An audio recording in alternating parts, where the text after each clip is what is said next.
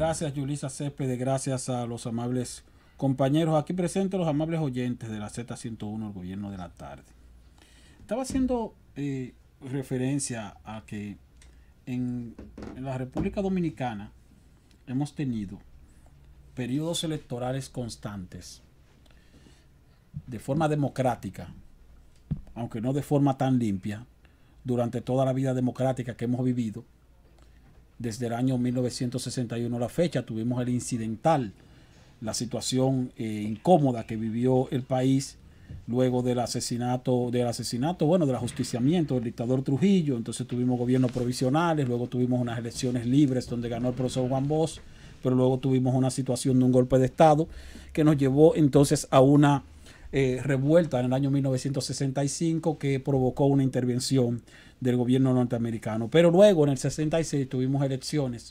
Y aunque no podemos decir que las elecciones de allá para acá hayan sido 100% libres ni que hayan sido 100% transparentes, hemos tenido periodos eleccionarios cada 4 años como manda la Constitución, cada 2 años cuando se hizo la modificación constitucional y otra vez cada 4 años como manda la Constitución en la actualidad. Y se producen situaciones mediante las cuales la influencia del partido de gobierno o del gobierno entonces pesa sobre la voluntad política, sobre la voluntad popular de una parte importante de la población. Eso lo hizo Balaguer con creces durante los 3 primeros periodos que gobernó del 66 al 78.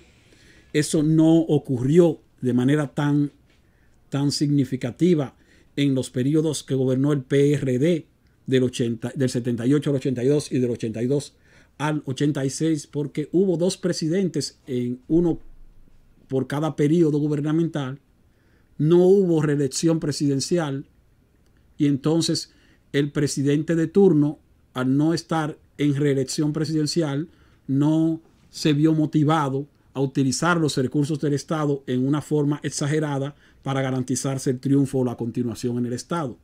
Con otra característica, que los candidatos que tuvieron esos partidos en el momento en que gobernaba ese partido, pero los candidatos que tuvo ese partido en el momento en que gobernaba ese partido, pues eran candidatos que no eran necesariamente de la simpatía del presidente de turno, por lo tanto el presidente de turno no se volcó al utilizar recursos del Estado para favorecerlos. Luego entonces tuvimos el caso del gobierno del Partido de la Liberación Dominicana, 96-2000, donde tuvimos un presidente que llegó nuevo, que llegó empujado o llevado por la influencia política que tuvo el presidente Balaguer cuando lo apoyó para la segunda vuelta de las elecciones del 96, y entonces era un gobierno del PLD que no estaba formado por el PLD y en una constitución, con una constitución que prohibía la reelección presidencial. Por lo tanto, esos 4 años pasaron de manera normal y asumió el poder el PRD. Otra vez con el gobierno de Hipólito Mejía, donde aún en medio de una crisis se motivó la modificación de la Constitución de la República y el presidente Hipólito Mejía intentó buscar una reelección presidencial, lo cual motivaba entonces a utilizar recursos del Estado, directa o indirectamente, en procura de obtener esa reelección. Y lo mismo ocurrió posteriormente cuando retornó al poder el Partido de la Liberación Dominicana, un presidente en el 2004 al 2008 y en el 2008 en reelección.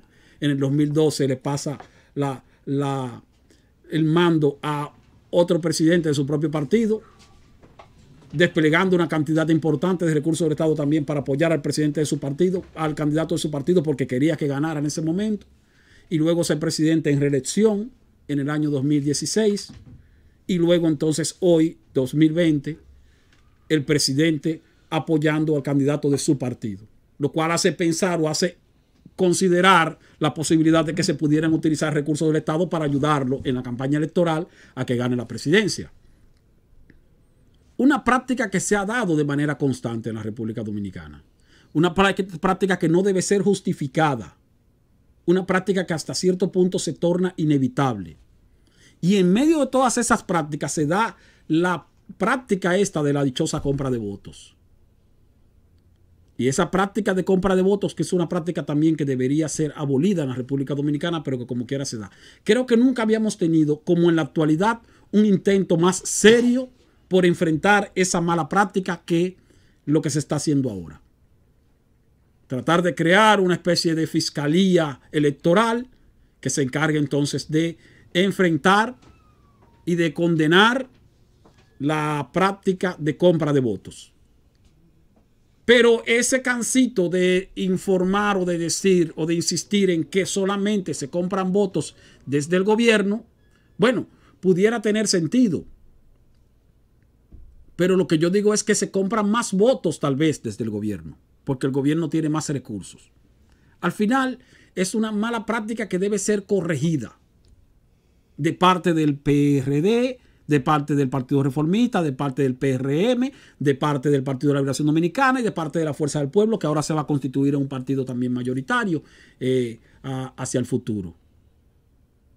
Y es una práctica que en efecto se puso de manifiesto en las pasadas primarias de octubre de este año, principalmente entre los dos candidatos o precandidatos que llevaba el Partido de la Liberación Dominicana. Entre los dos. Ahora, hacia las próximas elecciones, aunque se le atribuye al partido de gobierno la mayor incidencia por tener recursos del Estado disponibles en la práctica ilegal, en la práctica irregular, en la práctica indeseable de compra de votos, es muy probable que tengamos un periodo electoral donde esa mala práctica sea reducida a su mínima expresión. Y si no reducida a su mínima expresión, por lo menos sea ocultada en su máxima expresión. Porque no creo que en este periodo electoral o en estas elecciones vayamos nosotros a ver en las puertas de cada uno de los colegios electorales, de los recintos electorales, gente comprando votos o comprando cédulas. Si hay algo positivo que ha tenido la denuncia que hizo Leonel Fernández del supuesto fraude electoral, es que en esa denuncia, aunque se desmontó el invento del llamado algoritmo en el conteo, se puso de manifiesto, ya no de parte de el sector de Leonel Fernández, porque el sector de Leonel Fernández no denunció compra de votos, pero como se denunció fraude, entonces salió a relucir con mucho más fuerza la práctica de compra de votos que hubo de parte de el candidato de los simpatizantes del candidato Leonel Fernández, como de los simpatizantes del candidato Gonzalo Castillo. Y eso entonces, sumado a las normativas nuevas que ha habido, ley electoral y ley de régimen electoral, ha motivado también una mayor conciencia de parte de la población en el sentido de que eso no se puede permitir. Si algo positivo ha tenido esta denuncia de posible fraude o no o intento de fraude o lo que sea, es que entonces las autoridades de la Junta Central Electoral se han tenido que tomar en serio ese asunto de la compra de votos. Para que tengamos entonces un periodo electoral y unas elecciones en las cuales no se ponga de manifiesto, como ha ocurrido en periodos anteriores, la mala práctica de la compra de votos, incluso de manera pública. Ahora tenemos redes sociales, ahora tenemos personas que pueden firmarlo, ahora tenemos personas que pueden hacer fotografías. Ahora tenemos personas que pueden hacer videos y que pueden salir en los medios de comunicación. Pero también vamos a tener entonces un ministerio público que ha de designar fiscales para tales fines, para enfrentar esa mala práctica. Ojalá que no sea necesario enfrentarlo. Porque si se torna necesario enfrentarlo es porque se va a producir. Y si se produce, entonces esto va a afectar la transparencia del resultado electoral. Y nosotros tenemos ahora en el Partido de la Liberación Dominicana a un partido que tiene un candidato que no goza de una elevadísima popularidad y que tiene mayor competencia de parte de la oposición política que lo que tuvo el candidato del mismo Partido de la Liberación Dominicana en las elecciones del 2016. ¿Qué quiere decir esto? Que cualquier manifestación de irregularidad en el proceso electoral puede afectar seriamente la legitimidad del triunfo de ese candidato si llegara entonces a obtener una mayoría de votos que le permita salir por encima del candidato de la oposición. o si llegara a tener una cantidad de votos suficiente como para que se produzca una segunda vuelta y que en esa segunda vuelta entonces pudiera alcanzar la primera posición.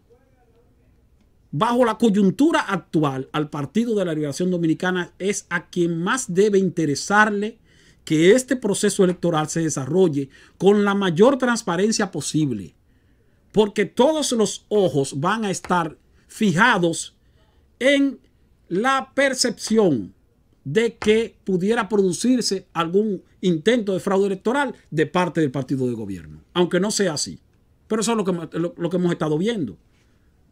Tanto de parte de la Fuerza del Pueblo, del liderado por Leonel Fernández y todos los partidos que le apoyan, que viven denunciando constantemente que esa Junta Central Electoral estaría fraguando un fraude electoral junto o en coordinación con el partido de gobierno.